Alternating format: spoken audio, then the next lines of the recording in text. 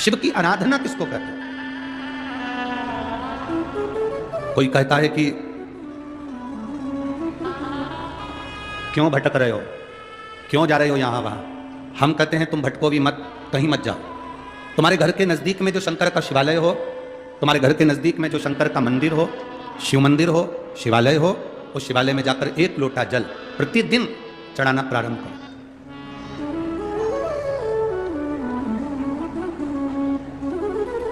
जो प्रतिदिन भगवान शंकर के मंदिर में एक लोटा जल समर्पित करता है, उसका हाथ महादेव पकड़ लेता है, फिर ऐसे ही नहीं छोड़ता, उसको मंजिल तक पहुंचाकर छोड़ता है। वो ऐसे ही नहीं छोड़ सकता। आपने अगर उस पर भरोसा करा है, हां थोड़ा कष्ट हो सकता है, थोड़ी तकलीफें आ सकती है, थोड़ा दुख आ सकता है।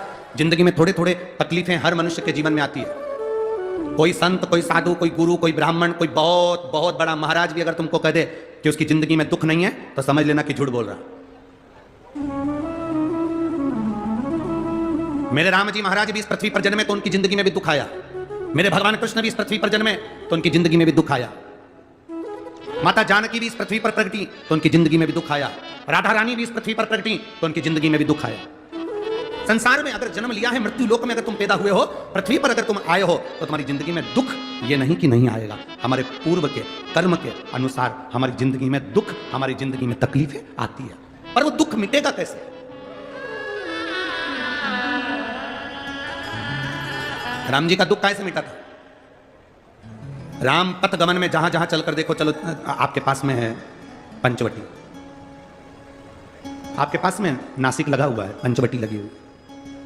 यह कथा 19 तारीख को पूर्ण हो जाएगी। 21 तारीख को नासिक में माता गोदावरी के तट पर पंचवटी में 5 दिवसीय कार्तिक महीने में कथा लोगों को श्रवण करने के लिए भक्तों को मिल जाएगी। आपके नजदीक में लगी है पंचवटी, चलो जाओ।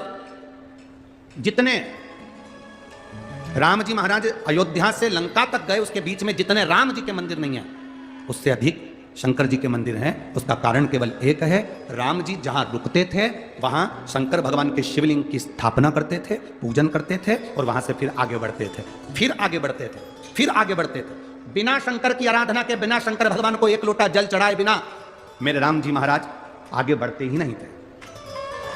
भगवान कृष्ण के जीवन का चरित्र उठाकर देखो, मेरे ठाकुर जी का नियम था, एक लोटा जल चढ़ाए बिना कृष्ण आगे बढ़ते नहीं थे। श्री दशरथ जी महाराज के जीवन चरित्र को उठाकर देखिए, सूर्य नारायण भगवान को जल और शंकर भगवान को जल चढ़ाए बिना दशरथ जी महाराज आगे बढ़ते नहीं थे।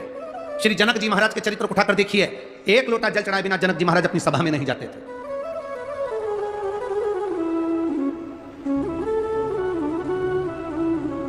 थोड़ी जिंदगी में तूफान आते हैं, कष्ट आते हैं, दर्द आता है, तकलीफें आती हैं, पर तूफान आता है तो पता चलता है ना कि मजबूती कितनी है। अभी पता चला कि नहीं चला? अरे बोलो तो जम के, पता चला ना कि मजबूती कितनी है। ये हवा चलती है, तूफान आता है, तब पता चलता है मजबूती कितनी है। उसी तरह दूसरे धर्म के लोग तुम्हें डिगाने के लिए आगे बढ़ते हैं, और तुम्हारे भीतर का सनातन धर्म दिखा देता है कि मजबूती कितनी है।